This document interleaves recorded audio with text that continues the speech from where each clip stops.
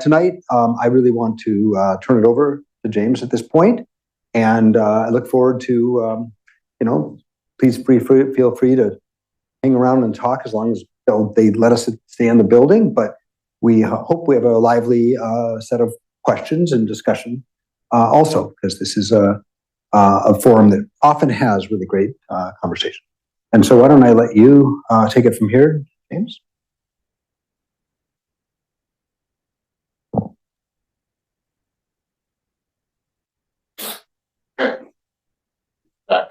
Dr. Ted.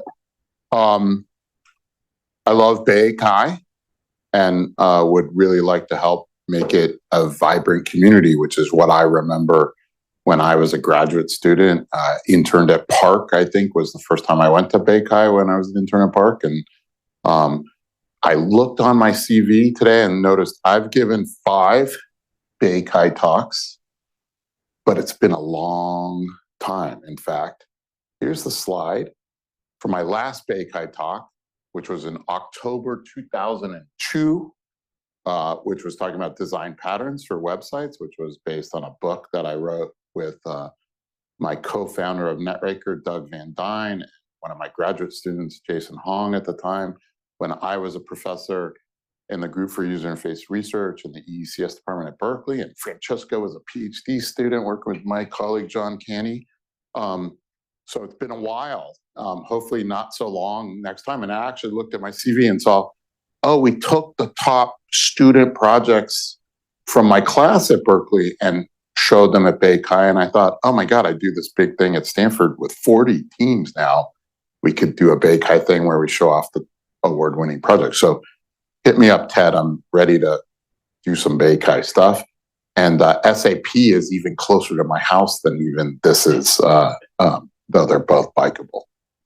Okay, so what I'm going to talk about now is more what I've been up to lately, so not a lot of web design patterns in a while. So I'm going to talk about AI, which I think many of you are aware of and interested in. AI is a powerful tool, but I believe it's critical that we design AI systems at what I term the user, the community, and the society level. That sounds hard. So you can start, I think, by first just designing for communities beyond your direct user population. Yeah, beyond just your direct user. So going beyond what we've bashed our heads with industry for 50 years to get people to do user-centered design. We still need to do that, but we need to expand beyond that. And if you do, you're going to create AI systems that are more likely to have a positive societal impact. I've been working on defining this new model of AI design for the last 1.5 years or so, and today I hope to make these ideas clearer as I speak for the need for a more human-centered view of artificial intelligence. So we all know AI is taking the world by storm, whether it's in areas like scientific discovery with tools like ChatGPT and many others that have come out, to natural language processing. There's nobody here that doesn't use, for example, speech on their phone to write a text message, or translation because they're in Paris and want to say the phrase right, or taking some other language that they know nothing of and understanding it, to even using AI in fashion design. We find people in the fashion industry using AI to predict what will the styles be in the coming season so that they do a better job in terms of what they design, as well as optimizing their supply chain so that they don't have waste. But what's really been taking the public by storm over the last year is generative AI. So things like ChatGPT to answer your questions or write your essay, none of my students, Midjourney or DALL-E to generate images based on text prompt. In this case, the prompt was Ben Stearns' fashion photo shoot with decaying peonies as the main theme, to tools like Copilot for helping you code better, though we are going to see lots of Copilots to help you do something better. So many of these things are the future of AI, and they're really based on what we call foundation models. That's what's powering this generative AI. So we all know machine learning models use statistics to learn from a large amount of data how to predict an output given an input. So for generative AI, an input like give me a fashion shoot of a woman with decaying peonies may give us an image like the one on the previous slide. These models are really special in that they're very large models trained on huge swaths of the internet. They require now hundreds of millions of dollars in computational resources to train, though obviously a lot of people are trying to work to make it less, though most of that work is more on the inference side rather than training. And more often, they are trained on multiple modalities, so text, images, speech, music. Now, previously, you had to create a model for every different task that you wanted to support. So we had one model just for example, doing speech, and a different model for doing an image recognition. What's happening is we're starting to see these models merge into foundation models. The idea is that with one very, very large model trained on a diverse set of data, you can use that to solve a variety of tasks. Sometimes right out of the box, and sometimes you might need to fine-tune the model with specific data needed for the task you're trying to solve. That's why we call them foundation models. You can build an application on top of these models, these foundations, without having to train the model from scratch yourself. So this is kind of the now and the future of the AI neural net revolution that really kicked off in about 2014, but only became, more aware by the public with ChatGPT and maybe some of the image generative models right before that. But I would argue that AI has really been in our lives for many years under the hood. A common place we see artificial intelligence making impact is in manipulating our social networks, causing people to feel bad about themselves. Research has shown, for example, young women on Instagram, or even worse, to be deceived and outraged about what's true and not true, even upending democracies all over the world. Or we see AI helping judges to set bail or sentencing for suspected criminals in a way that's been shown to be biased by race, as the studies of the Compass program in the United States has revealed. Now, because of both these harms and the benefits of AI, we founded this institute here that you're sitting in, the Stanford Institute for Human-Centered AI, almost 5 years ago, because we were anticipating this was going to happen. It's happened maybe a little faster than many of us thought, and many of the experts in AI thought. For those who don't know them in the room, very few AI experts were saying these things were going to happen quite at the speed that it did.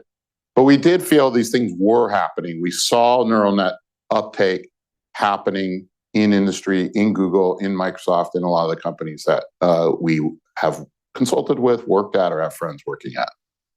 And so we founded the Institute with 3 guiding principles. First, we should be guided by a concern for the impact of AI on human society. This technology is too potent to consider the effects after the fact, compelling us to really explore its ethical implications before, during, and after its development. We can't simply put it out there and say, hey, go study it and see if it's a problem. It's too late.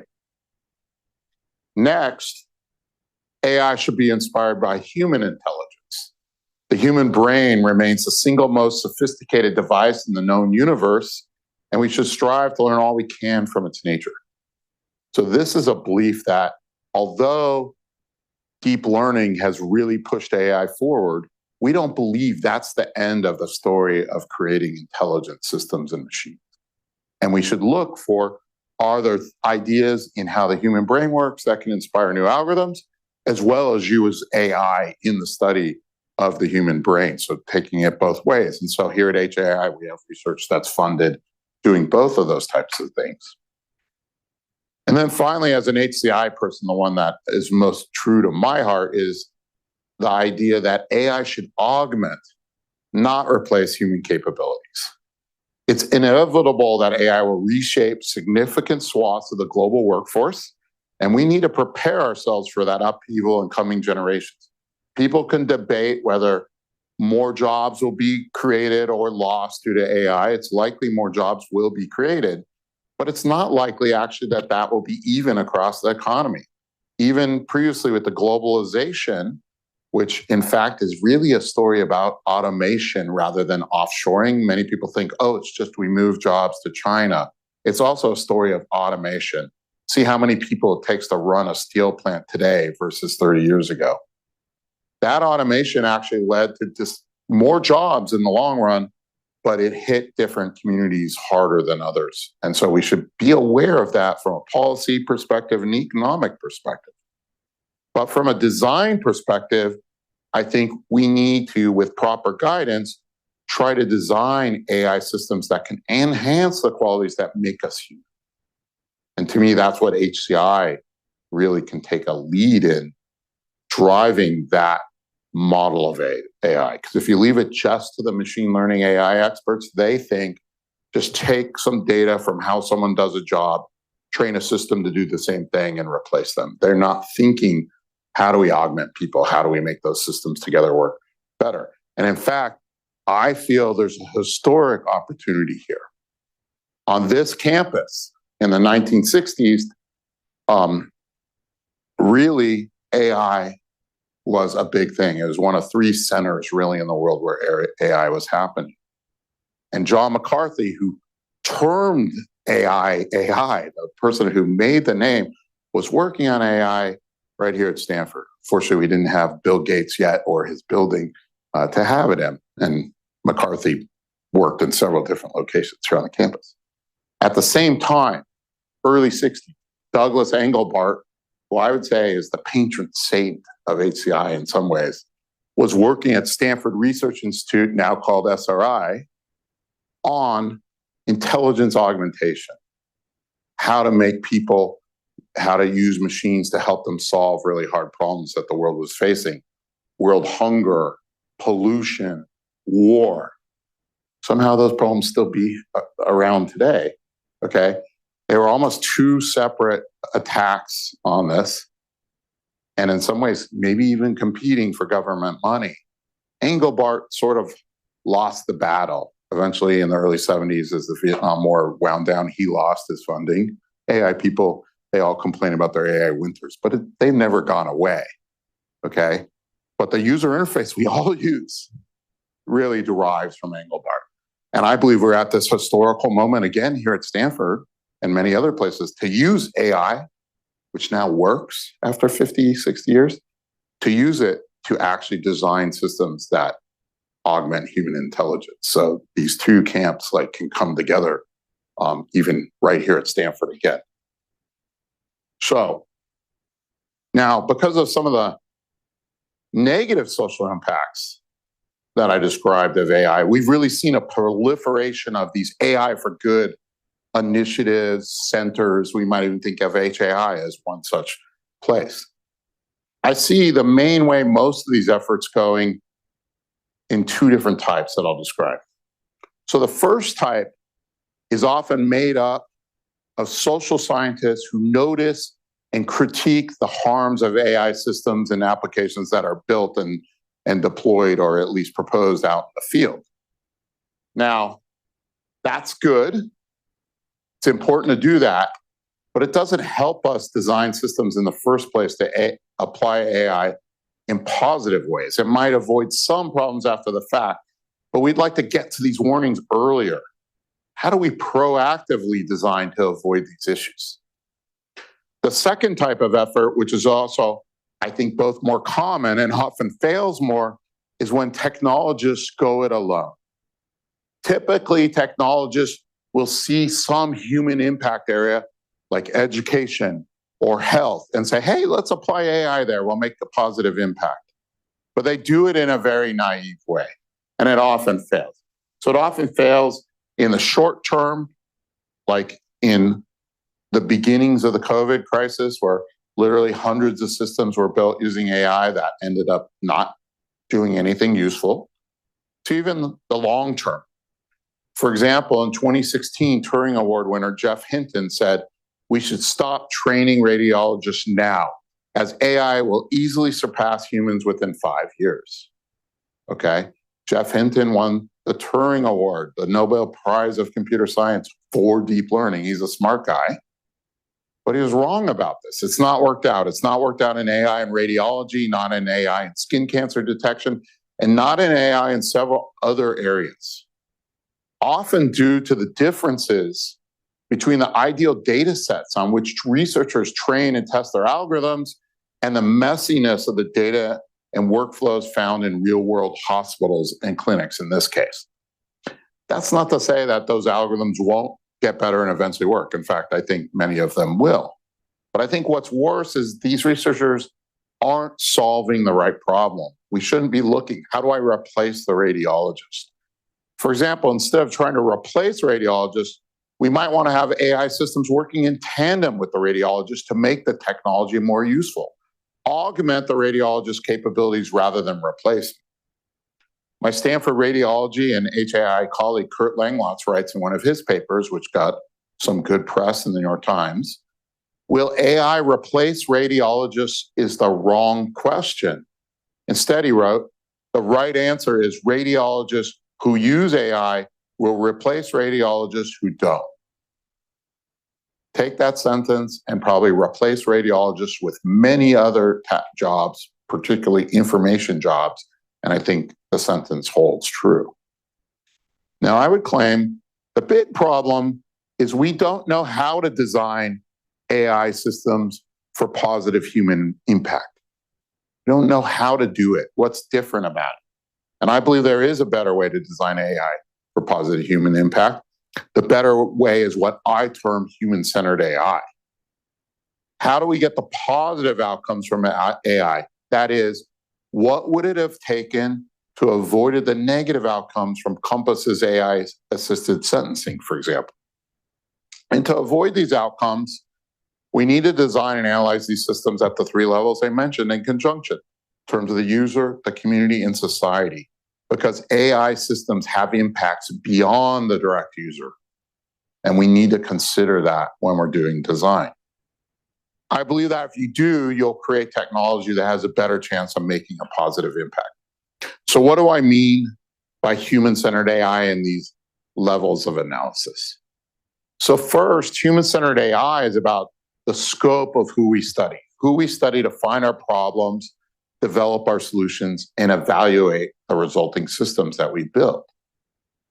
So this won't be new to this audience. The first thing we need to do is have a user-centered process. That is to integrate these well-known techniques from HCI and design that account for the needs and abilities of end users of computing systems early and often, and rapidly iterate and improve design through rigorous testing. That will help us develop AI systems that hopefully work for humans rather than futilely trying to replicate humans. But my claim is that's not enough. We need to go beyond just having good process. Process is not enough. We need to have creativity. We need to creatively develop new designs that augment people by accounting for the cognitive abilities and their existing workflows. And we should base these on underlying theories about how and why people behave the way that they do. So we need to make sure that we're not just doing a design process. We also have to understand how humans work, how the mind works, how the body works. But that's not enough. As been illustrated by some of those harmful examples I mentioned previously, we can't only design around the user. That would be like designing that sentencing system just for the judge, creating a nice UI so they could understand the data, but that would ignore some of the underlying systemic issues. It would ignore the community that the system impacts, the people who are accused if it's crime, their families, the lawyers, the victims if there's a victim involved, their families. We need to understand the issues of the different communities they come from and the structural barriers that they face. For example, racism, before we can appropriately design that sentencing system. Maybe some of those people that we meet at the community level will become users and should be included at that user-centered level of design. So these levels actually have interactions between them that we need to care for. I'd claim even that's not enough. We also need to understand what are the impacts on society at large. What happens if the system is really successful and becomes almost ubiquitous? For the Compass system, which was used by many states and localities, what does it mean to have a large percentage of African American males in the prison system in the US? Or a large percentage of people who are caught using illegal drugs? Those are issues that have immense societal costs. So we need to be able to forecast what might happen if the software system we're building becomes ubiquitous, and think about the potential harms and try to build in mediation for those societal impacts. Now, I hope at this point you're asking yourself, or you're saying to yourself, if you talk to yourself, that, damn, that sounds really hard. And it is hard, especially for computer scientists who don't have the training to do the type of analyses that I'm advocating. That's why you need true interdisciplinary teams. So not only technologists and AI experts, but also experts from design, experts from the social sciences and humanities, and domain expertise depending on the area. So expertise in fields such as medicine, law, or environmental science, depending what you're building.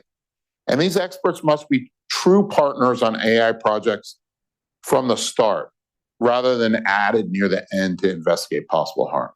It's been shown time and time again. I think Facebook is a great example that simply having a team later who has to check off on trust and safety or responsibility will always lose when there's more money to be made going the other direction.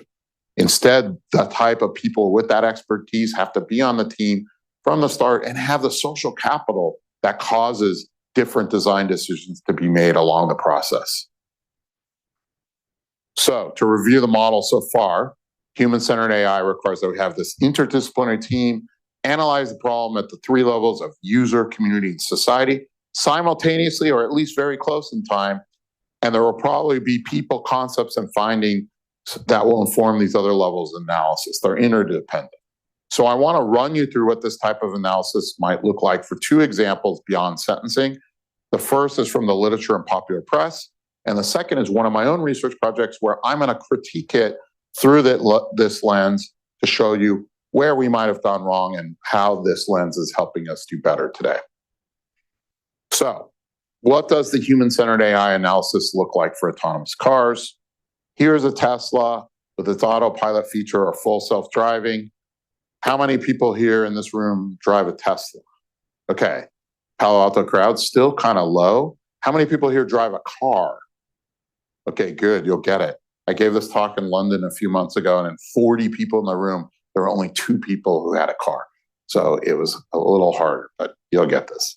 Okay, so either now or in 10 years, autonomous cars will happen.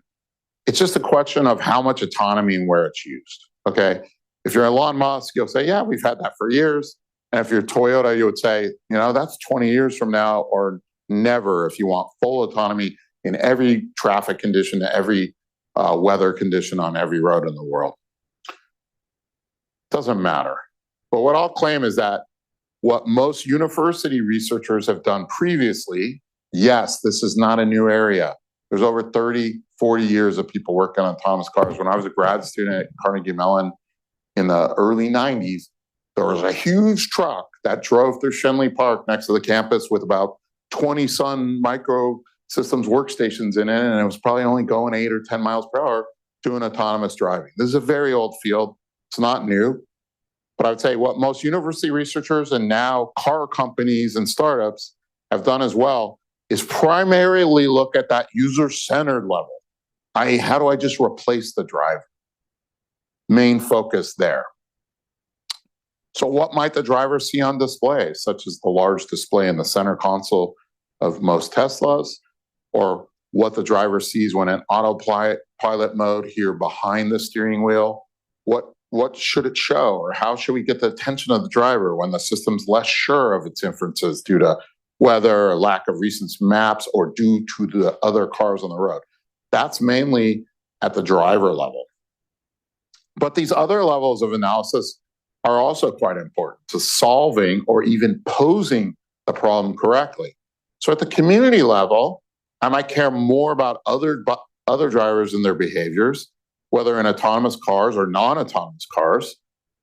Unsurprisingly to me, but somehow surprisingly to these researchers, people behave differently when they see an autonomous car around them. And if you live here in Palo Alto, you see autonomous cars all the time. And guess what? You drive differently when you see one of those around you. This is something they could have explored very early rather than just waiting till after they deployed it. We also care about the interactions with pedestrians and bicyclists. These have all been, in my opinion, afterthoughts for these efforts. Many of these things not really looked into deeply until they were deploying things on the road. And many of the problems might have been avoided had they considered these issues a little better at that earlier on in the conception of autonomous driving. One of the classic deaths was somebody walking a bicycle across the road at night. Their system thought about people could ride bikes and they could walk. Nobody thought they, would walk a bike, dead person. At the society level, we need to consider the impacts of autonomous cars on a city or a region. Maybe the impacts are not as positive as the enthusiasts might lead you to believe. Some studies have shown that autonomous cars will lead to more traffic and maybe even more deaths due to people driving more miles, people living further away, and sending cars around empty. So I live on the Stanford campus. If I'm going to go up to the city with my family to see a show, I'm not going to pay $60 to park my car there. I'll just send it down back home safely to my driveway. Or maybe I'll send it to, 10 or 15 miles south San Francisco, where maybe I can get a cheaper lot. My car is going further. Another example, I live on the Stanford campus.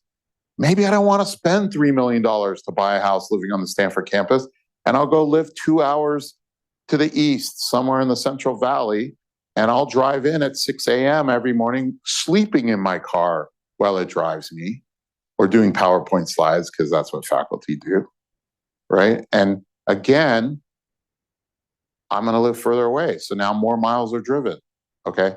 Now we can debate whether there'll be more deaths or not. The traffic thing, I think, is more clear. Deaths, it just depends on, how well do these systems work, and that might be a key area. Autonomous cars probably certainly would do better than drunk drivers, which are where many deaths are.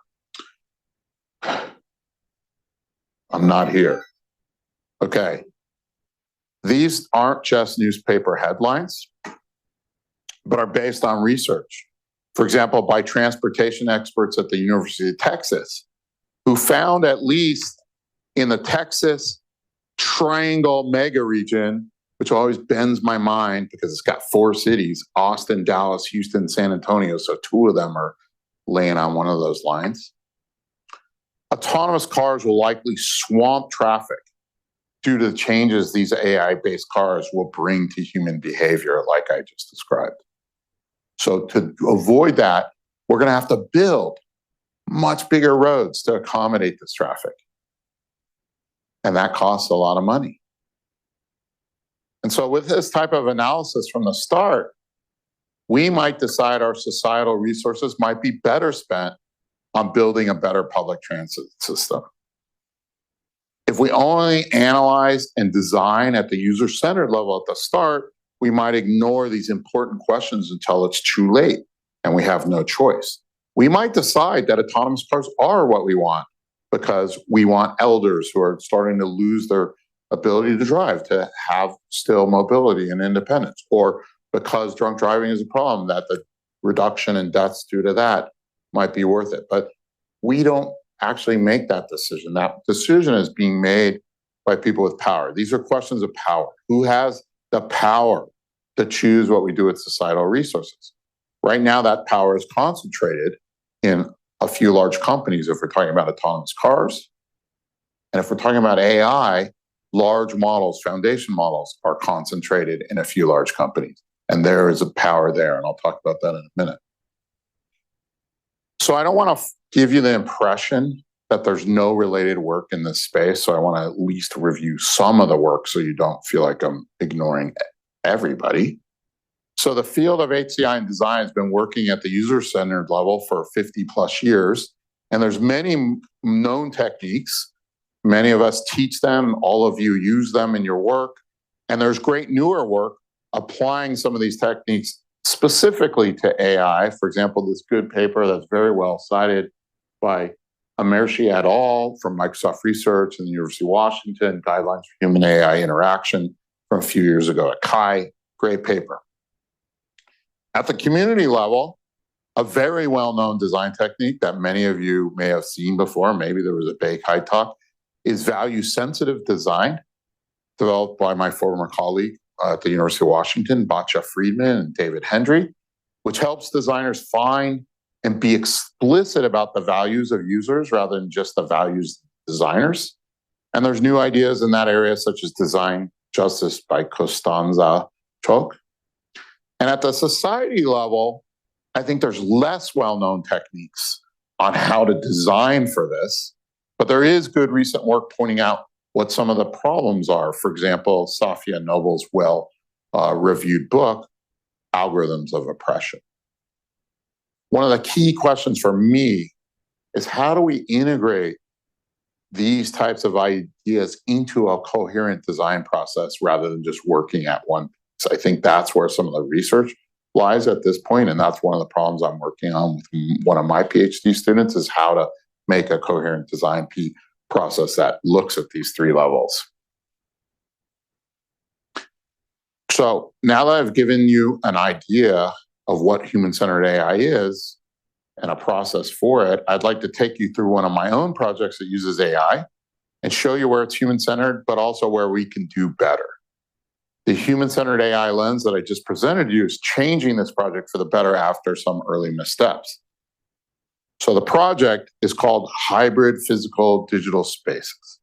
And the motivation for this project was that many Americans are overstressed, inactive, wasteful, uninspired, and feeling isolated in their works or in their schools. Nobody that I know, but there are people out there.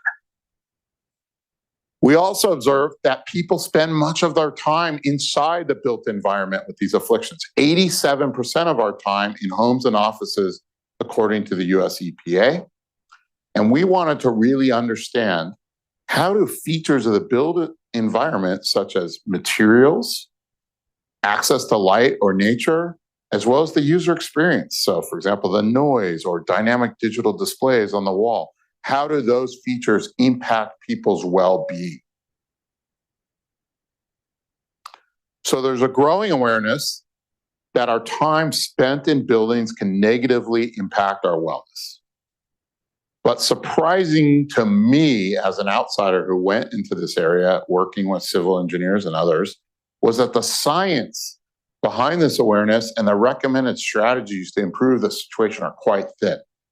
So I thought, hey, the architects and the civil engineers, they would have done the studies to show if we have lighting in this way, we'll see this kind of better outcomes in terms of people's well-being. Unfortunately, they haven't. The studies are quite thin. So we were really interested in how we could build up the science to understand how buildings affect people, how to redesign spaces that account for those understanding. And then from the HCI part that I was into was, how do we design systems that can sense our afflictions and dynamically adjust spaces to help improve our health and wellness? So we did the first thing right.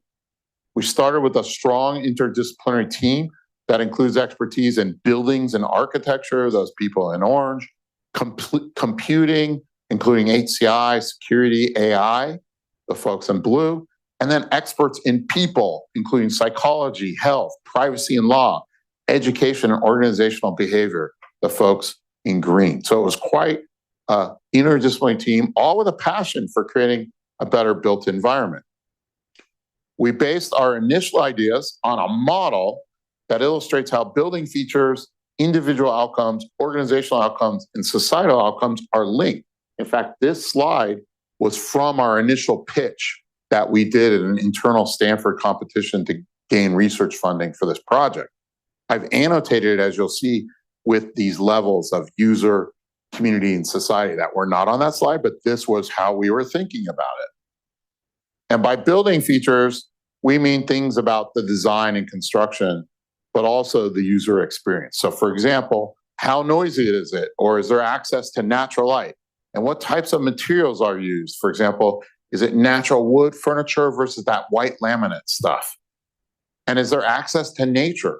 Can you see plants either within the space or easily through a window? And if those features are negative, like I've shown in this example, they can lead to bad individual outcomes like stress, anxiety, and distraction. That's really at the user-centered level that I've been speaking to. These, in turn, can lead to organizational or community outcomes, such as a lack of productivity, waste, and a sense of or lack of belonging. That's at the community-centered level. And then finally, these community organizational outcomes can have impact at the societal level. So on our economy, on our environment, our health and well-being. So at least we were thinking about these three levels a bit from the start, even though I hadn't even thought about how to design from AI in this way when we started this project. Now, after that, what we do in my group is we often don't design anything, or at least don't try to build anything. We create a concept video that allows us to think about what we think that future is and write a script and shoot it and really, in some ways, prototype the early ideas and work it out while trying to create that video, as well as use that as a way to gain feedback on the ideas. So here's the video that we created about 5 years ago. So imagine an office of the future.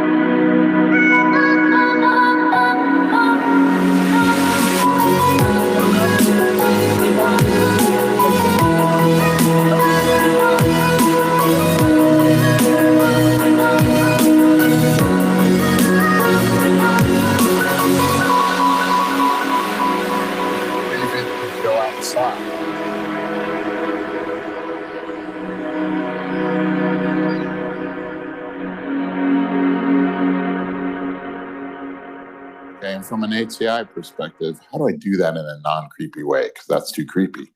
All right. So that's a vision of the future where buildings and people interact in a way that positively shapes our well-being. Fairly techno-optimist. But how would we even get to this future? How would we get there? We try to take a more scientific and integrated approach than prior work. Our first step was, could we establish the science and just understand how building attributes impact occupant health states in naturalistic settings over long periods? We also want to design those adaptations, including dynamic ones, to support well-being. And before we can create and deploy any technologies, we need to understand what type of sensing and data collection people are willing to work with and which they'd prefer not to have. So I'll discuss these in turn. So we ran some preliminary online experiments where we showed people images and they had to imagine you were starting a new job in those places. And then we gave them some standard psychology surveys, and we're surprised to find a lot of the effects that we thought would happen in the real world even happened in kind of a mechanical Turk study. After that, we designed a real experiment in a real space. So a controlled year-long lab experiment on campus with over 400 participants. And in this experiment, we systematically varied building features such as natural or artificial materials. So you can see the two rooms that we had. We had two rooms that were identical, except for the things that I'll show we varied. So we could vary the furniture in both rooms by moving it around. Natural or artificial light. because we literally paid people thousands of dollars to build a wall across the windows in one of those two rooms. And we also varied the images on the walls. You can't really see it here, but there's 3 large photos about yay big, where we varied them to show either diverse or non-diverse individuals. So in one condition, all 3 images were a bunch of white males, and in the other condition, there was diversity of both race and gender. So here you see the conditions. To measure what was happening, we had participants wear Empatica watches with electrodermal activity sensing, which is often used as a measure of stress. And we used standard surveys on stress, belonging, and creativity. And by the way, we had to stress them out on purpose. So we experimented with different ways to do this. The one that we found worked out well was we asked them at some set point in the study that they needed to give a talk in 2 minutes on their positive and negative personality characteristics. And you will see people's stress levels shoot up. I'm just going to show you the biggest results. You can look in the journal article that I cite here if you want to know more. The conditions with the natural materials helped to decrease the stress in the participants. This was not the result I expected. I thought for sure it would be the windows and the natural light. That did have an effect, but this effect was larger. That was seen both with the subjective survey you see here, so the green being the natural wood condition and its self-report that you're seeing here, but this was also seen with the electrodermal activity, or EDA. So you see on the right, the EDA being lower for people with the natural wood condition, and they recover more quickly. Participants exposed to the windows, as I said, also had lower negative stress impacts. And for certain subgroups, there were different results in terms of divergent creativity with exposure in the different conditions. You can see that in the paper. Now, the next step really for this work is how do we run these types of systems and experiments in more naturalistic settings over longer periods, not just come into an office for an hour and fill out all these surveys. In fact, we have run a pilot of one that I don't have results yet to show you, but we had 7 people in those same 2 offices with us switching the conditions for something like 5 or 6 weeks that they were in the study. If we do that though, we need to use more sophisticated measures to measure our outcomes more automatically. You can't have people doing a divergent creativity study, every 2 hours, and a stress survey every 3 hours, and et cetera, a lot of these standard psychological tests. So we need to be able to infer some of this more automatically. Now, what outcomes are we interested in? In this project, we were interested in improving the following 5 outcomes. So stress, belonging, creativity, physical activity, and environmental behavior. We are actually intentional to not explore productivity, as it has been more explored, but also it introduces serious concerns of management misuse. So think about Amazon warehouse workers where, if you don't pack enough boxes quickly enough or you take too many bathroom breaks, you're gone. And we just didn't want to start with, hey, here's a tool, you can now do this. So how are we going to get this data more automatically? So we use AI, and we want to use AI with data that we triangulate from 3 types of sensors to infer these outcomes. So we start, even though I criticized it a few minutes ago, with self-report. But we move beyond simple surveys that people have to fill out. That is what the prior art for building studies is. And we've instead used things like experience sampling method, where we ask short survey questions periodically through the day, like how stressed are you on a scale of 1 to 7, that you might just answer really quickly with your watch. We can also use all those building sensors that have been put into buildings mainly for sustainability and security purposes, which let us know, for example, how many people are in a room and what's the energy use and how much recycling has occurred. And then finally, we get much of our data by leveraging the personal sensors that people carry and wear every day. So phones, watches, laptops.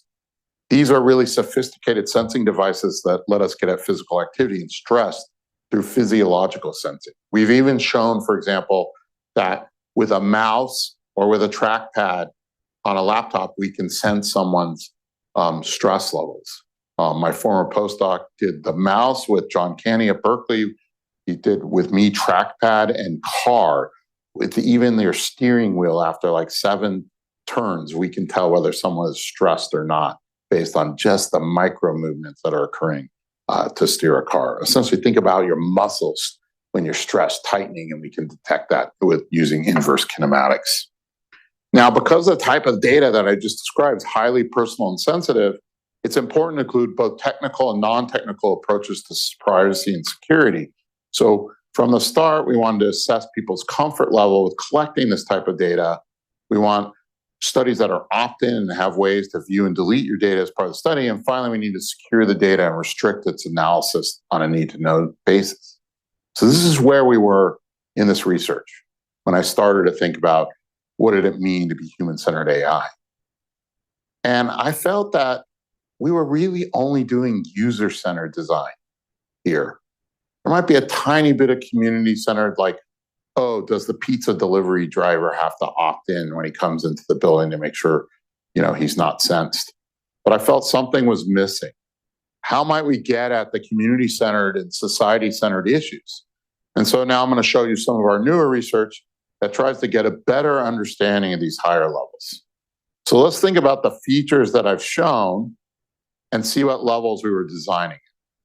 So at the user-centered level, we're mainly thinking about building residents who would want these features for themselves. Features that would encourage more exercise, let's say, or sense and adapt to their stress. So James is in his office, he's stressed again, and it starts playing cool jazz. And how do I do that in a non-creepy way? Because my grad students are going to be like, James is stressed again because they heard cool jazz. So that's not the right design. And we want to keep people's data private from the start. And we had that in mind.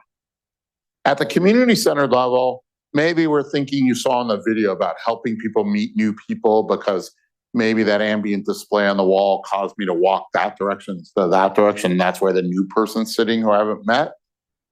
Okay. And maybe you want to protect some privacy of some random strangers who come in the building, but that was about it.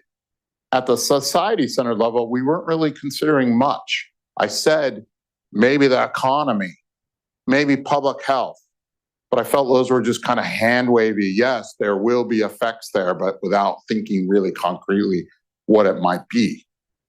So how might we get at the community-centered and society-centered issues? So now I'm going to show you some of our newer research that I think tries to get a better understanding of these higher levels, and that I will advocate is not the answer, but is an answer that is getting us closer to having a more integrated design process. Okay. So the uneasiness with some of the privacy implications at that community and society level led us to develop and run several design workshops. These workshops have helped us to do more of the community-based analysis that the project's been missing. We have workshop participants pose benefits and risks and work through these value trade-offs, as well as suggest potential interventions. We've now run the workshop with over 110 participants over 8 iterations. And I'll give you some ideas of what we're trying to do. So one of the big issues in these smart spaces is, how do you communicate to users in the community what kind of information is being tracked and sensed and inferred about you in this space? That's one problem that these systems will have to address. So a big part of our workshop is focused on how to communicate these issues to people who will use these hybrid digital physical spaces.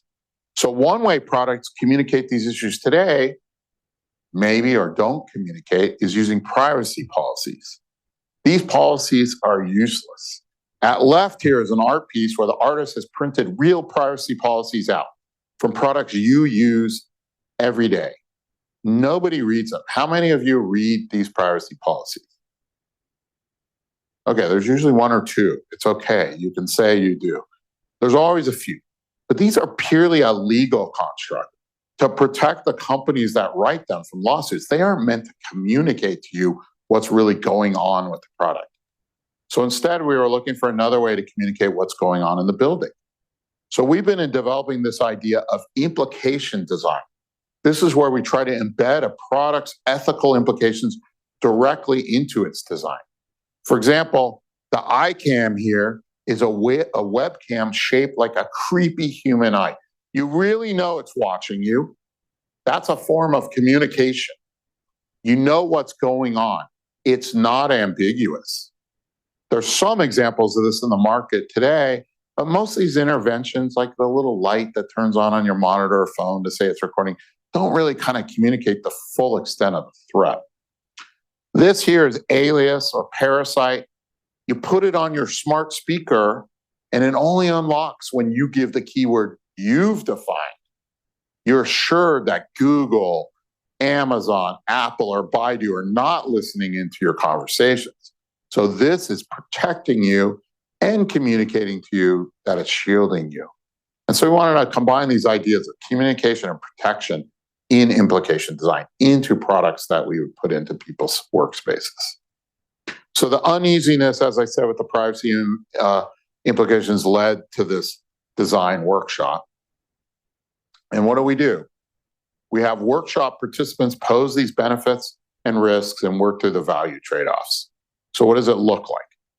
First is the idea that the participants are diverse in terms of domain knowledge. So we have technologists, we have designers, we have domain-specific experts, but they're also diverse in terms of their lived experience, because expertise alone, while providing a more nuanced understanding of potential technical harms and benefits, might result in blind spots that fail to consider harms related to social and identity-based characteristics. So the workshop's meant to be lightweight and easy for everyone to participate. The original design is for one day, but we've also done workshops where we break it up for only a few hours over a few days, depending on the participants. And it's meant to be really easy. We have 3 rounds that are structured by using a deck of cards. So in the anticipation round, participants fill out the deck of cards by speculating on hypothetical situations, including the impacted users and other roles, as well as positive and negative implications. That's followed by the implication design round, where participants prototype potential designs for communicating or mediating the implications of the anticipated threats. And then finally, in the action round, the groups use the finished card deck and the implication designs to play a role-playing game where groups try to pose a potential threat and the paired team tries to use the design artifacts to counter them. So here's some of the artifacts that have come out of some of the workshops. So at left is an uncertainty communicator.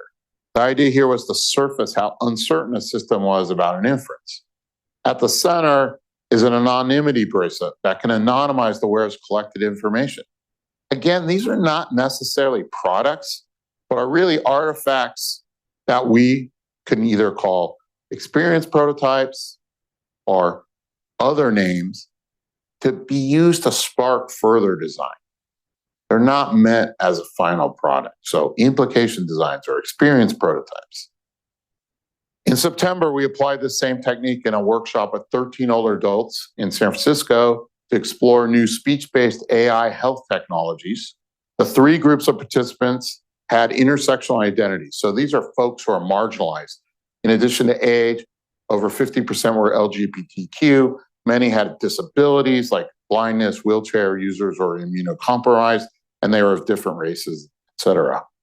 We started with this technology scenario, which I'll read out to you. Imagine having a device that can speak with you the same way humans can. It has been programmed by your doctor to ask questions related to your health and well-being. It learns as much as it can about you, and it provides that information to your doctor so they can adapt to your care. It also makes recommendations personalized to your needs and serves as a companion, actively listening to anything you want to tell it. Purposely has some creepiness built into it to spark conversation about some of the issues. Here's one of the many implication designs produced. At left, this showed different levels of accessibility of their data. The person wrote or said, the main doctor could have some things on the screen, a nurse would also have accessibility, and then the other one would be like the security person in your building. They would have a different level of interaction, and family and friends and like, and all your senior friends, junior club or whatever, but it would have a variable level of security. Here was a device that you hang around your neck. If there's a problem, then you can press the buttons. Blue button, if you're panicking, you can press the blue button and it will regulate your breathing, relax, calm down. Red, stop everything, hopefully not die. Yellow, resume life. And I'll show you this third one. detecting device in the doorway so a caregiver that might be taking advantage can be caught. They said, doorway device detects how much money you have in case a caregiver steals money. So if a caregiver leaves with more money than they came with, it will stop them. Also detects chips on your credit card to see how many credit cards you entered and left with. So it's important to understand these aren't designs. I wouldn't build that, but they're starting points for designs. They get at the problems that these older adults see in a different way than other design techniques might surface. A professional design team might start from here, though we are right now exploring whether a round of speculative design where we deploy such a design in a real environment for a period of time is the next step before designing the true desired product. And that's where we are at this point. I think we haven't done enough yet of this implication design to test with the community in a real space. And so that's really where this project is trying to take that next step. So if I use my human-centered AI analysis at the 3 levels in the HPDAS case, it might look something like this. At the user-centered level, we work with and design for building residents, the companies that lease the space, building managers, and building owners. At the community level, we should work with anyone who might come into the building or even the neighbors. And at the society level, we need to analyze carefully how this system might impact many different groups, but in particular people with disabilities or other marginalized identities who may not want to disclose that to others. But it also raises general questions of privilege in society. Who has access to these fancy health-shaping buildings and who does not? And what happens if these buildings are used for workplace surveillance? So far, I'd say we focus more on these lower portions of the 3 levels of analysis. But the questions that I've raised here at the society level imply again that this analysis must analyze questions of power, which is often left out of technology research. If the decision makers decide to prioritize the user-centered design for managers over the community-centered design for the workers, surveillance state buildings is what will result from this research. And so we need to design actively to avoid this. This recognition of power reminds me of a great interview I saw last year by Ibram X. Kendi, the well-known author and MacArthur winner. The president, Crystal Williams of the Rhode Island School of Design, asked Dr. Kendi, what can artists and designers do in creating an anti-racist society? And he said, what is missing is an analysis of power. We live in a moment when different identity groups are advocating for their rights, their power, their presence, and pushing back. What is missing are the bridges of solidarity. We need to constantly be building those bridges. Historically, who has built those bridges? Artists and designers. I believe we as designers need to take on the analysis of design on 3 levels I've advocated, user, community, society, so we can properly identify and take on power, so we can build those bridges of solidarity.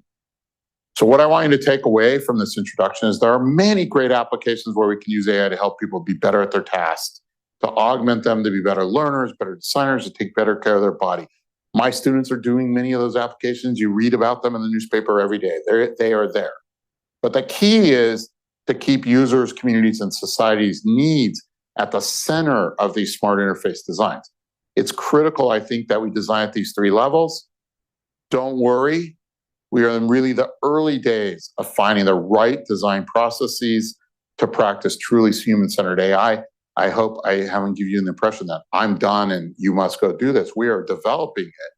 But you can start, I believe, by just designing beyond your direct user population and designing with communities beyond, and you will create AI systems that are more likely to have a positive societal impact. Thank you for your attention. And I think we should have 20 or 25 minutes for questions, right? As much questions as we can stand. I'm going to just start by leading it off. I've seen some chats that I want to go and revisit, but you started off with this video thing. You make this video, it's a hypothetical thing, and I was thinking, oh man, what we think it's going to be like and our reactions to that. And then we have these ones we make these artificial places and people go in those. What do you think of implicit, collection of data in the real world that is by watching what is really going on, longitudinally and stuff like that relative to these other methods, and when is it possible to actually get? Yeah, I mean, so yeah, obviously there's other techniques to collect data, and I would say in some of those systems that we're building, we are collecting implicit data, but we wanted to not collect the implicit data until we actually understood some of the underlying variables and how they might work, because we might then, let's say we found out that the natural light really didn't matter. And then we were putting all this infrastructure in to collect light levels that really didn't matter for what we were looking for. So we really wanted to first be in a more controlled setting and manipulate things so that you can tell what's causing what. When you have just implicit data you put out in the real world, you might not have any true manipulation that you're working with. So, we want to do real lab experiment before we get to more field techniques and field studies. Not to say we won't do those. In some ways, we're doing those in these more naturalistic settings, but that's after the more controlled idea. But, many of these things you want to triangulate, look for many different ways of getting at the same answer. Great. So we have a few things online, but maybe we should start by starting the room. You guys made the effort to come here. Can you bring a microphone over? Say your name, please. My name is Emmanuel, and I was here a week ago. There was actually an HCI conference related to AI on education. And it turns out that I am an engineer, and I was part of the audience. There were also a lot of teachers, and there were researchers from Stanford.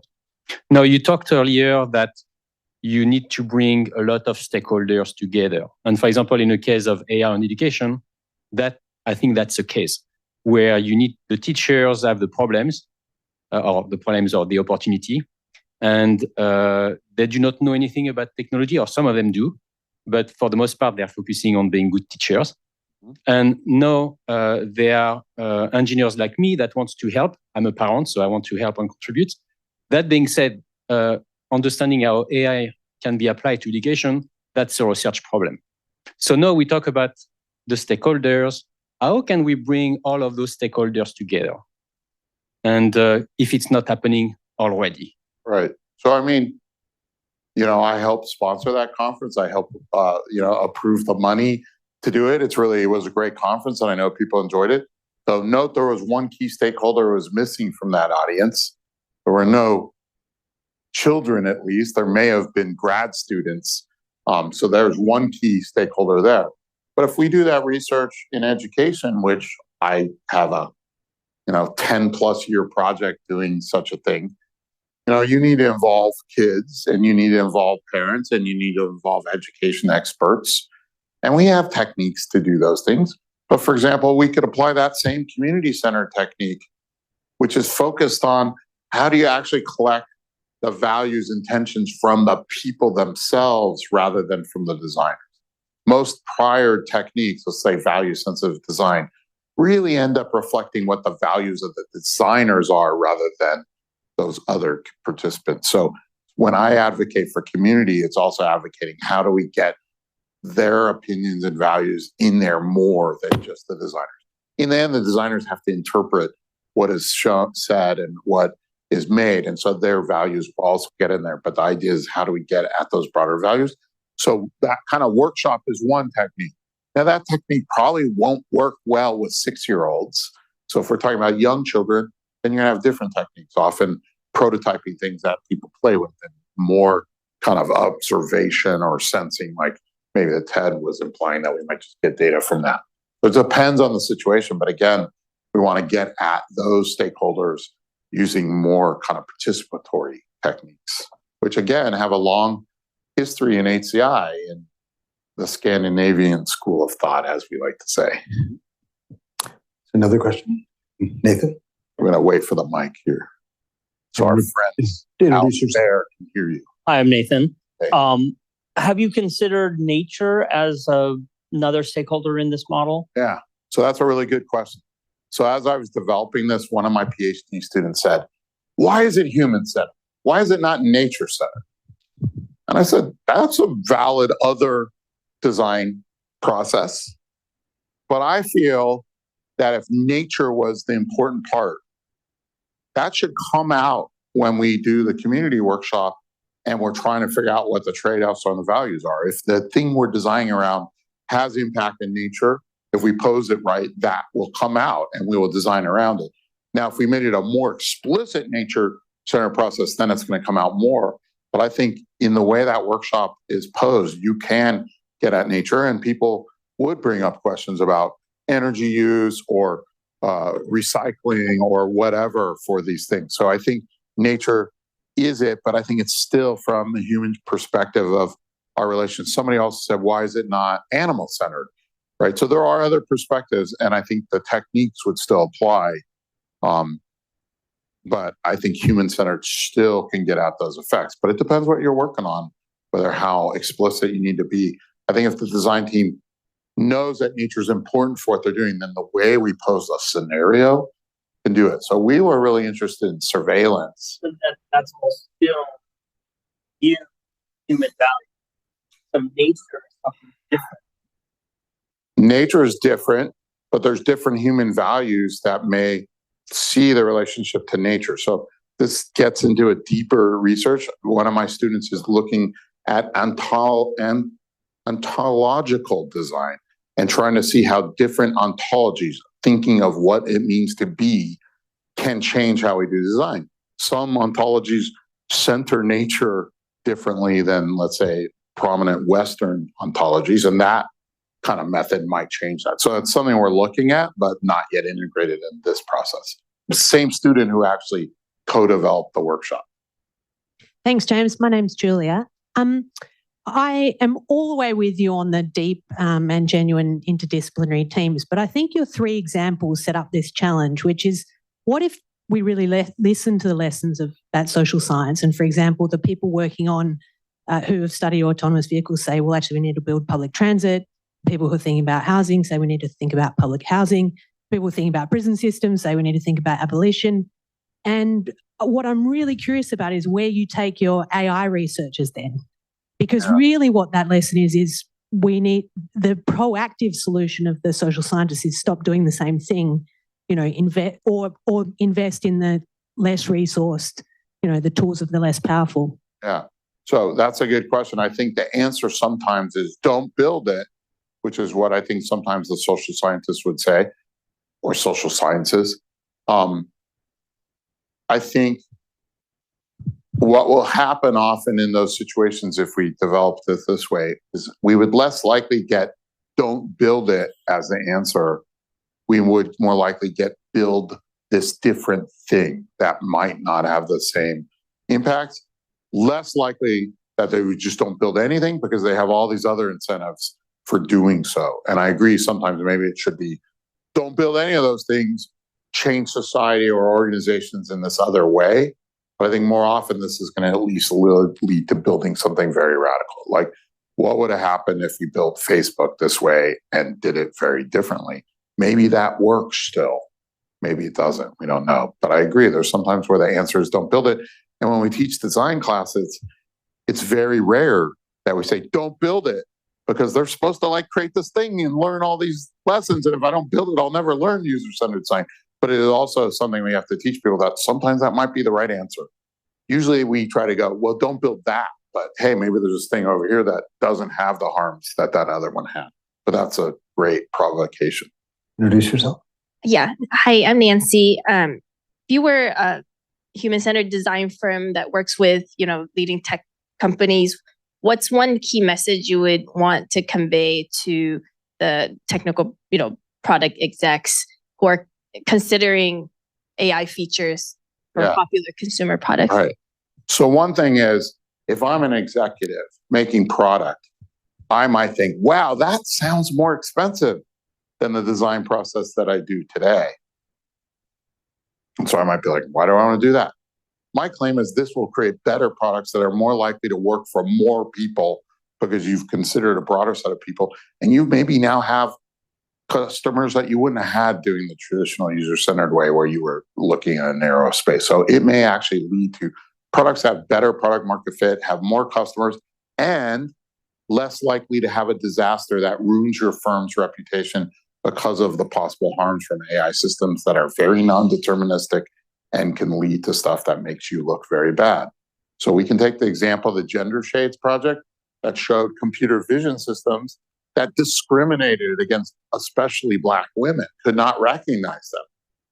There was very different reaction to the paper that described this, with companies like IBM and Microsoft doing a pretty good job of reacting to it and trying to improve, and companies like Amazon that just put their head in the sand and just said, no, our stuff works. And, you know, in some ways, they reduced their reputation. At least that was more in a technical community of people just going, what's with these Amazon people? Like, they lost reputation. And if that had actually got out on real products, it could have caused a lot of harm to their brand, right? So some of these things are going to harm people's brands, and having a more community-centered, a broader interdisciplinary technique.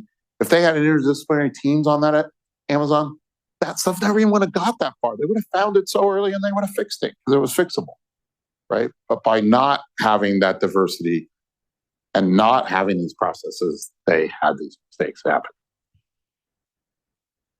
Hello, I'm Alexander. I'm asking a question. I think earlier in the talk, you said that there's a need for interdisciplinary teams to develop all of these solutions. And I agree very much with that. But I guess in the reality, a lot of companies are just lacking the resources for that, or it's just difficult to get an interdisciplinary team on it. So my question is kind of focusing more on the AI experts. How can we teach them maybe to create more ethical solutions without kind of having this need for the interdisciplinary team? Yeah. So I think you're not going to be able to get rid of that need. Just like companies need designers and user experience people. 20 years ago, companies say, I can't afford those people. Well, what happened? They made crappy products and they lost in the market. Now, you would get laughed out of the room by a VC to start a product where you didn't have an idea of how you're going to do your design or your user experience. Okay.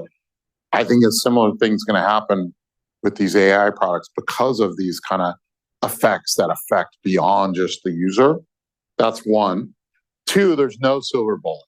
So just doing this process and having a better team doesn't guarantee that good things happen. We also need education.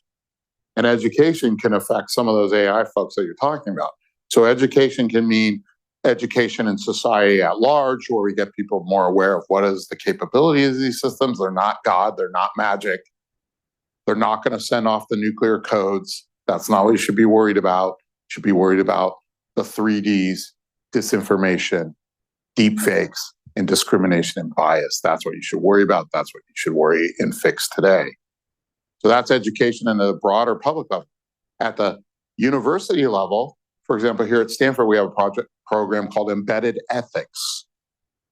We unabashedly admit we stole it from Harvard. We teach ethical lessons in computer science classes within the context of the course. So in HCI, in natural language processing, not just in some capstone class that you take at the end of your degree to check a box. We still have that. We've had it for 30 years. But that's not enough. So we want to embed it in contextually in the classes you learn. The third is legislation.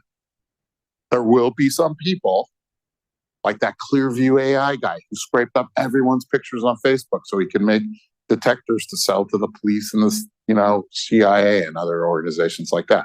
People like that, they'll still do it. So that's where legislation needs to be, such that there is penalty if you do bad things. We need all these different tasks, and we still may miss some things, but we'll be in a lot better shape than we are today.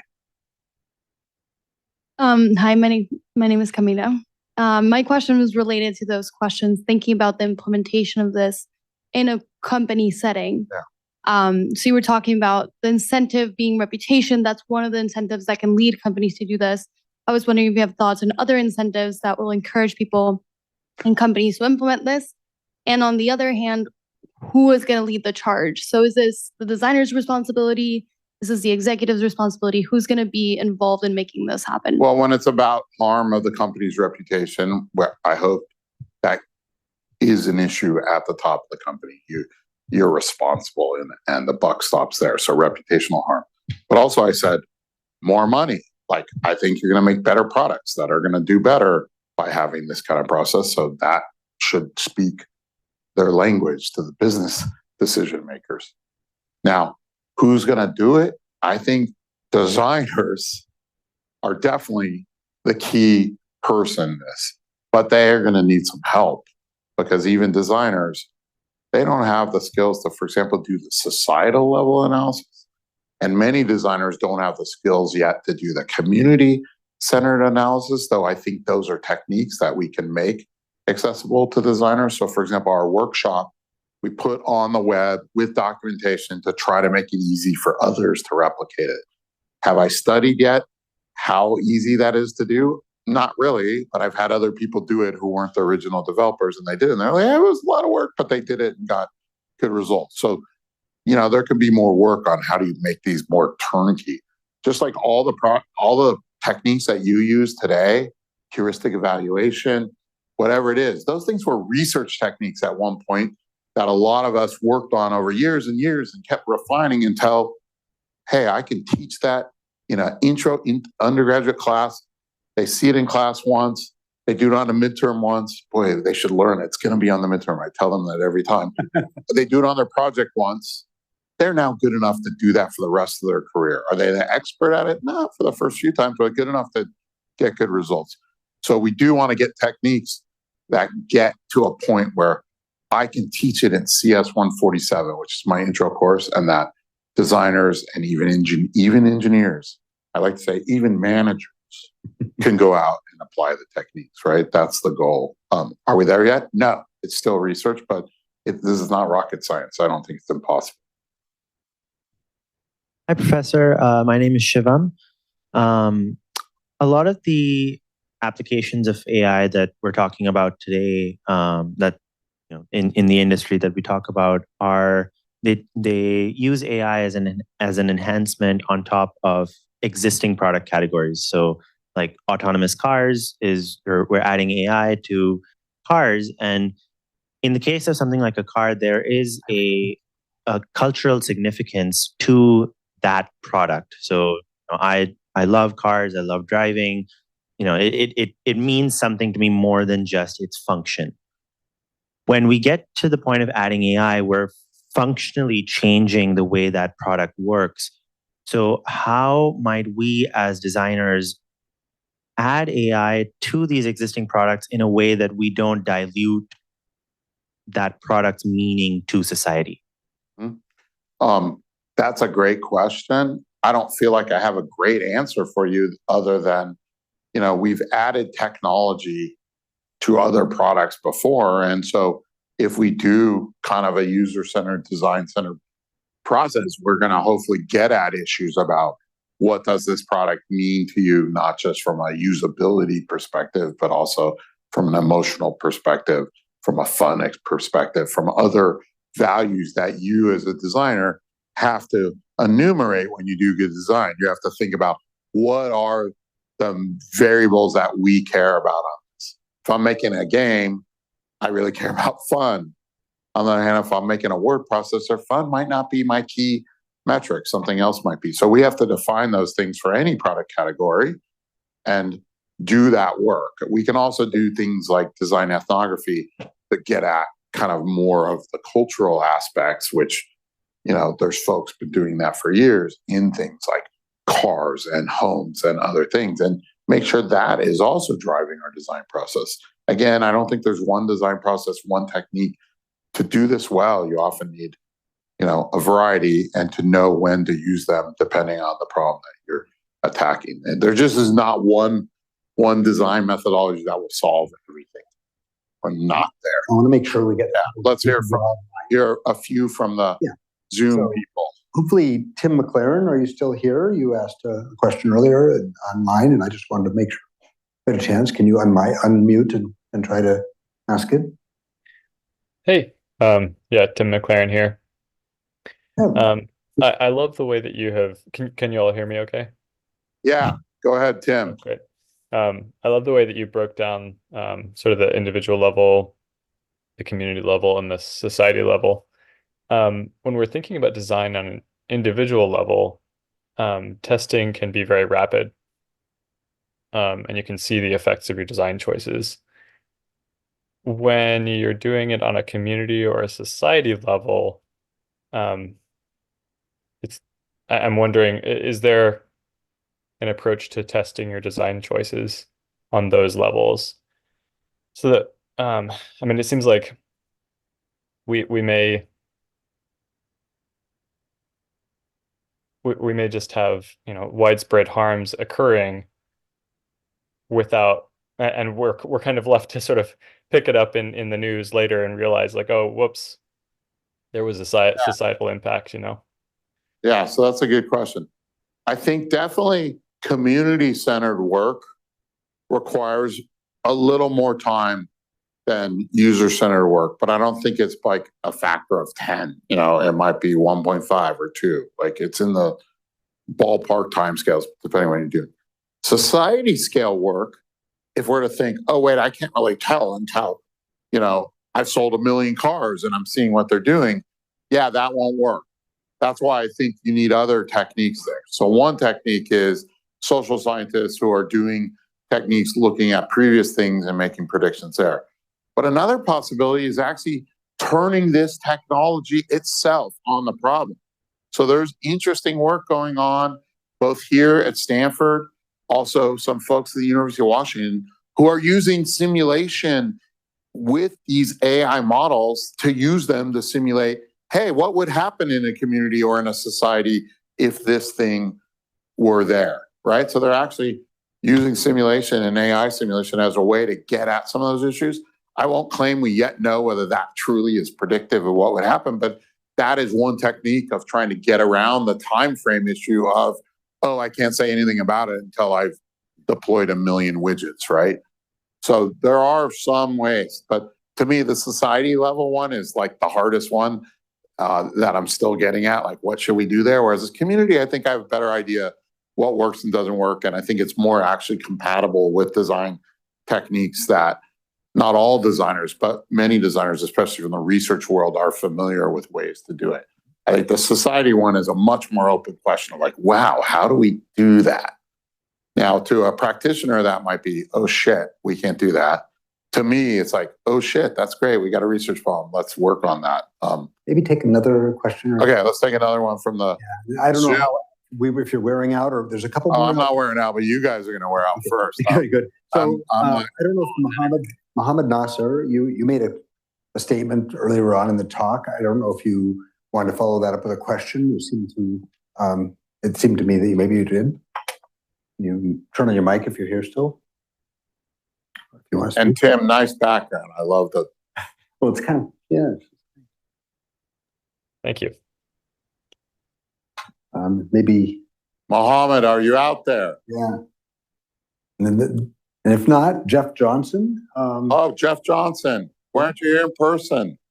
San Francisco's too far, huh?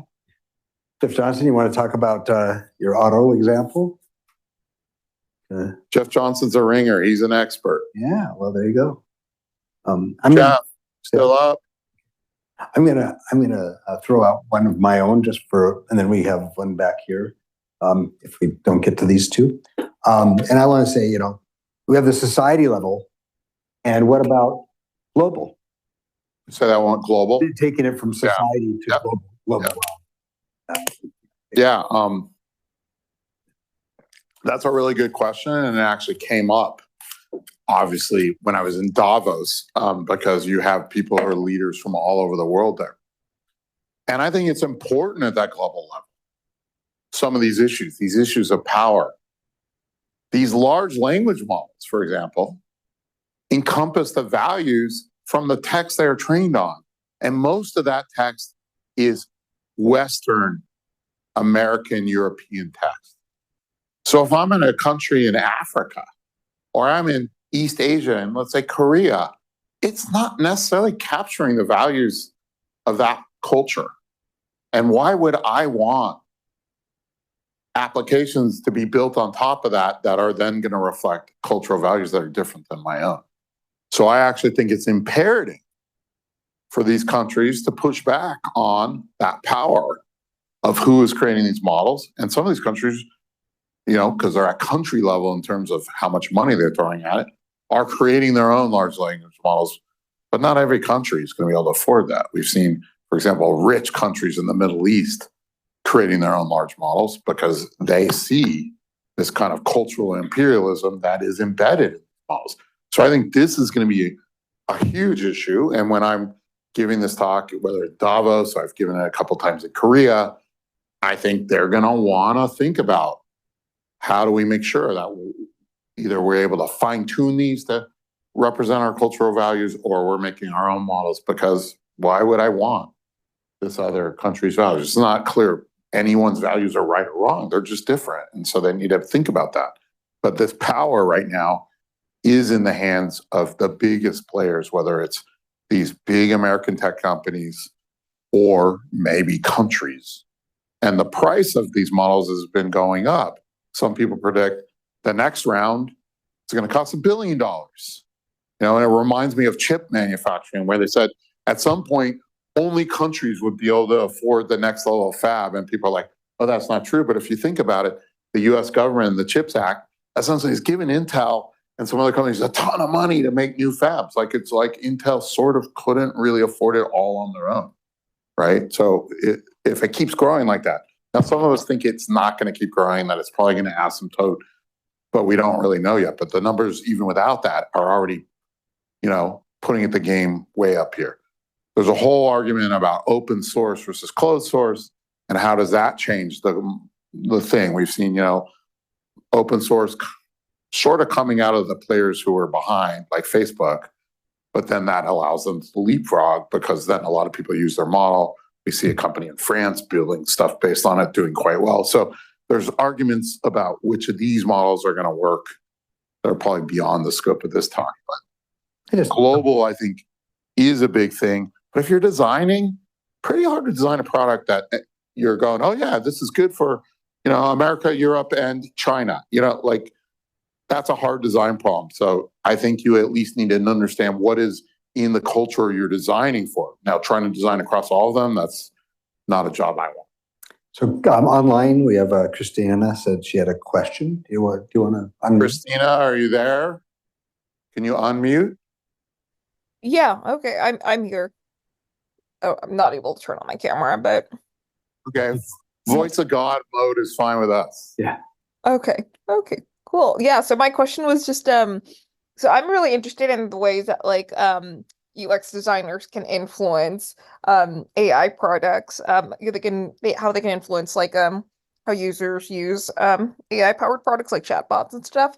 Do you know of some examples of some ways that design already has positively impacted an AI product? Like, for example, ChatGPT just recently started including that little disclaimer below the text box, like ChatGPT can make mistakes, please fact check correct information. So that's an example of something really small. And then I think Google Gemini has those little disclaimers when you first start using it, when you make your own account. Yeah, I don't have any direct evidence that those messages were pushed in by designers versus other concerned people who felt, they were getting bad pushback on them. But there are designers who are involved in AI. For example, at Google, the Google Pair Group they essentially wrote a book, put it online for free, which was all about design in AI systems and was really written for a design audience. And so there are designers in these companies, and it depends on the ability of them as agents in the company and how that company recognizes the value of design, of how effective they are. But there are clearly designers designing for AI all over the place. How effective they are, hard to tell without somebody reporting hey, I was a designer at X and look what I did and this is how they happen. I think lots of designers are having impact in AI. One thing I would say as a good note for designers, some people feel, oh, AI is going to make designers go away because we just have the AI do design. And I think it's the opposite. So AI systems add so much unpredictability that they make good design more important. I think design is going to be more valued because of AI systems. Now, what type of design you do may change. We might get better AI tools that help us generate better parts of GUI and GUIs. Fine, that's great. Sometimes that's scut work. But understanding what the right problem to solve, understanding how to analyze data and synthesize it and know what to do, those AI systems so far, that's not what they're good at. Okay, and that's what designers are really good at. So I actually think good design is actually going to become more valuable in this AI future, at least in the 5 to 10 year period. 20 years we're all in belly chairs. I don't know what's going on. Hard to predict. But I think in the short term, design is more valuable and more important in the AI age. Yeah. Hello, my name is Matthias. And I wanted to ask you about the design of ChatGPT, because I was asking myself if this app or if this application, if the design played a role in how successful it was, just because it was a simple design and, giving the impression that something read the whole internet and being able to give like a coherent and simple answer to really big questions with, eliciting a lot of information, but in a very simple design. So I wanted to ask you about that, if this design plays a role in the success. I mean, so one, it's speculation, right? Without us knowing, again, how was design, taken advantage of or used in OpenAI for ChatGPT without people reporting on it. Hard for us to know. Now, we can infer certain design decisions just by looking at it. For example, having it type out text slowly rather than just like spit out the answer. Somebody made a decision on that. Now, did they A/B test it? What did they do? I haven't looked for an article on that. There might be a blog post somewhere about talking about it, but clearly there was some design decision about that made people feel like giving it some human-like style by doing that, also with kind of random timing, mattered. So clearly there's some design going on. Whether it's the simplicity that made it successful or just I have an interface that I can access and get this, intelligent or semi-intelligent seeming answer. To me, it's more that functionality. I'm not even sure it's a good interface. I think I could take one of the students in my class and design a better interface over a 10-week quarter. So I'm not convinced it's a good interface. There's some clear design decisions in it, but I think in this case, it's the capability that simply did not exist. And I think what we're going to see is we're going to see competitors who have better interfaces who may win, right? Some people are already liking, Perplexity or whatever because it references stuff better. There's going to be, I think, a lot of competition. And I would also note, I don't think natural language is the interface to rule them all like the One Ring. It's one interface. It's useful in certain situations, but there's some time where me having a visual interface, me having a direct manipulation interface, me having an interface with my knee, whatever may be better depending on what I'm doing. I think like every other technology that's done well in computing, it will push aside some of those interfaces like my phone and my watch did and my tablet did, but I still have a laptop. I actually still have 2 desktops and I use them all still, but I use them for different tasks and the tasks change. Similar, I think the AI-based speech interface or typing interface will push those aside in some places. And in some places, I'm going to be using my Apple Vision Pro and just sitting there on the plane watching a movie. So I didn't know I've been sitting in a tiny seat for 14 hours, right? These things are going to depend on what task I'm doing. Oh, yeah. Hi there, I'm Anna Mary Leal. It's an excellent talk, and I think a lot of us want to get to that point where this is the shining moment where we bring a lot of interdisciplinary teams and we go at these different levels. I would love your thoughts on how we get there from where we are, given that I'm a researcher and the market hasn't been great for me out there as of yet. And that's not even considering the many social scientists and people transitioning that do want to help this vision and want to be part of those teams. But even more broadly, the people that think about society, the societal level stuff, also include artists and writers who, I mean, they have their own techniques on how to get at that higher level. So how do we advocate for ourselves and writers and artists, which were hired in the past, right? A lot of big companies hire artists and futurists and authors to write about this stuff.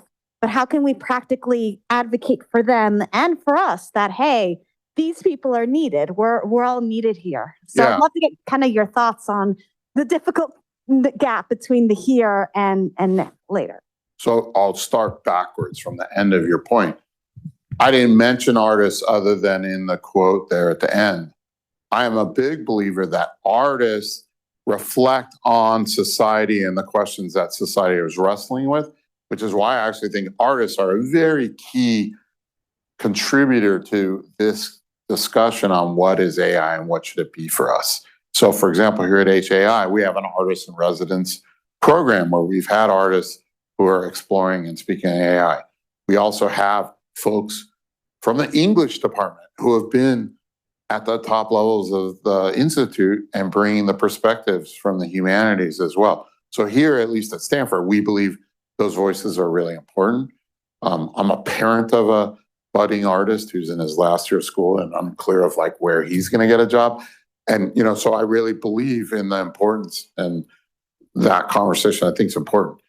Now, in terms of how do we implement this? How do we change industry?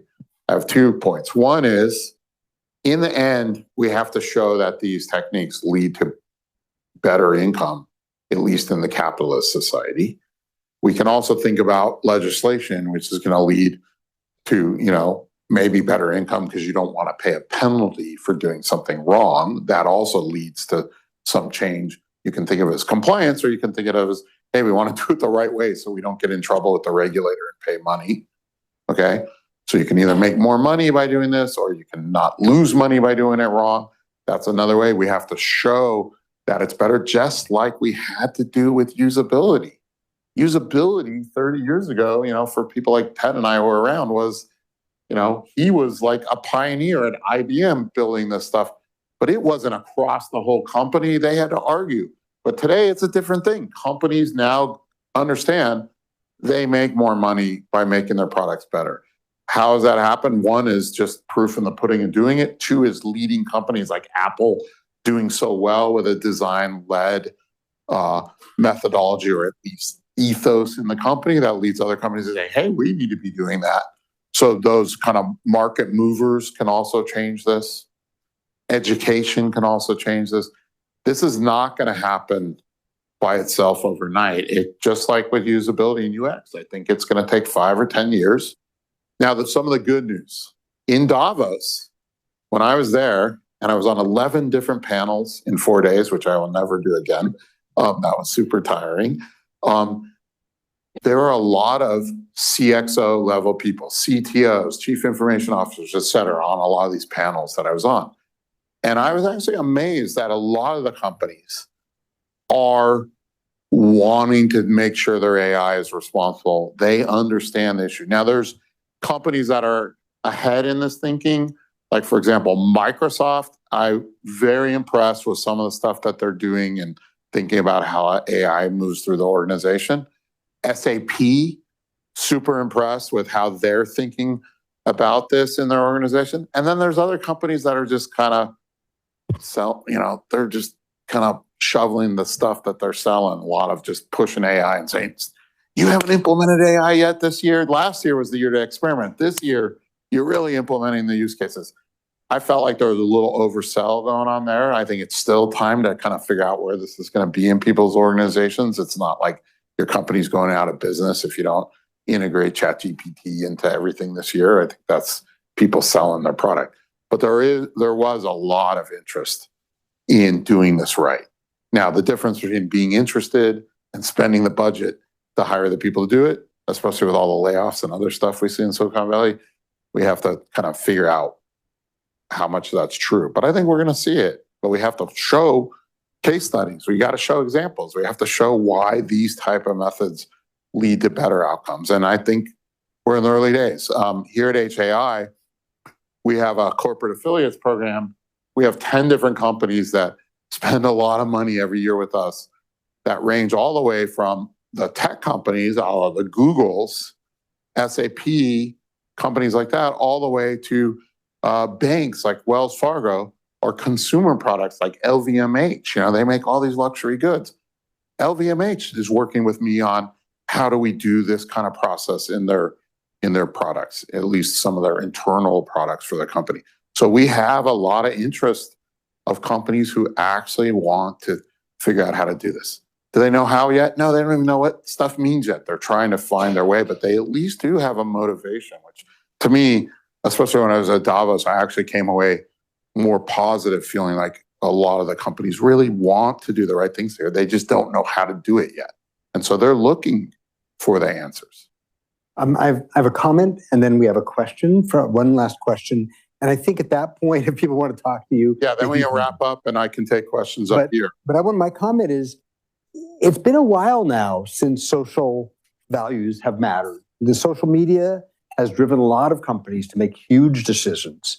And I think a lot of the things you were just talking about, actually there is tremendous pressure from the social issues on what companies do that really, you know, influences them to, and that's why some of these big winners are these ones. John Smith, do you want to turn on your mic and ask your question, please? Yeah, that would be great. So I'm a nonprofit professional. I've been doing nonprofit work for 25 years, but I came out of a program at Indiana University studying basically philanthropy, and so I was really, and this was in the early 2000s. So we hadn't yet seen. We had started to see some of the implications of social media, but by and large, not so much on a social scale like we do today. And I see that as the sort of beta test for the things we're talking about. So my question really regards trauma-informed design and really integrating in the design process at early iterations.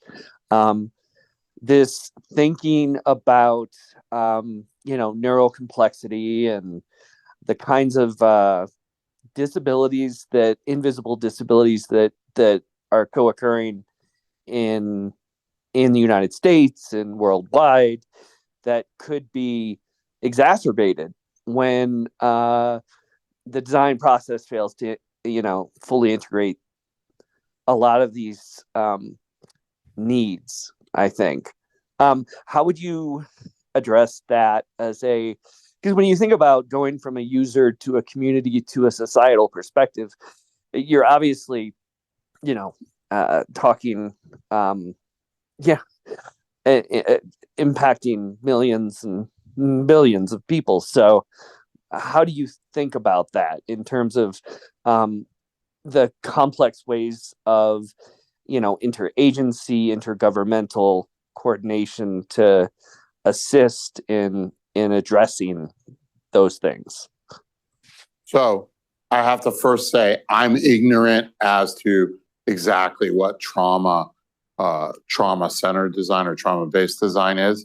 In terms of disability and ability-based design, which is a pretty big field, especially for people who work with assistive technology, that's another community that people engage in design. And you're right, some of those disabilities are invisible, especially things if we think about mental health and other disabilities, addiction, et cetera. And those are ones that need to be heeded. I agree with you that social, or also we heard from Ted, that social media is an example where some of these kind of issues has come out. We've seen, depression and the impacts of, like I said, body image with women and young women, especially on Instagram. We've seen video games in terms of addiction, which people are using AI to target, kids who play video games and know, what's the best way to keep them playing and getting them to buy stuff. And I can tell you, if you haven't tried, an Apple Vision Pro, the addiction problem is going to be massive, in my opinion. It is like off scale. And I told some people at dinner too, heart attacks, because the realism of the stuff in this thing, there's going to be some scary shit that some people are going to, you really think it's happening to you. Now, these things also have great potential for therapy, which people have said, you've done VR for 30 years for, all kinds of phobias and pain and other things. So not to think all these things are dour and negative. There are actually huge, great potentials that we're going to see of this technology. But we do need to think about these other communities. And your question, I think, is interesting in that you can't solve all of them at once. And so one question is, how do you, let's say we did this community-centered design, and I was designing for older adults in an elder care setting, and we were doing about their health stuff. And we didn't get at some invisible things like that could cause us problems. Now, that means our design processes also need to adapt and be iterative so that some of these things that we didn't pick up in our initial passes, we might find in another pass and be able to change what we're building. We're not going to catch all of it in one process or even in one time. It's just too complex. These are wicked problems. Some of them are just not solvable. We can move to a better place on the spectrum, but it's still a problem, right? And we have to also admit that design cannot solve all problems, right? And nor can legislation solve all problems, right? We're still going to have problems. So I'll leave it on that note. Well, we do continue to have problems, and we continue to work on them from engineering, functional, aesthetic, and policy approaches. And we have fabulous research centers like Stanford, where people are working it all the time. And we are proud that you guys all came to this program, and you guys are all out there trying to make a better world. And we're going to come back. We have a couple of the programs this spring are going to be from Zillow, Bloomberg, and Switch 5. So these are real companies with great researchers and great research designers. So I hope you all come to those, and we might hit up this room again. If this beautiful room is available, who knows? Maybe we'll come here again. You're going to need to pay Casey for overtime. But, Casey, thank you. We'll pay you. Thank you, everyone, and thank you, Casey. Yeah, and her team. And thank you, James. This was a fabulous. Thank you for coming. You stayed up. You didn't get to go home tonight, and everybody, I'm sorry to keep you guys up, but I think that he said he wouldn't wear out before us. So if you want to say hi to him, you can come up here.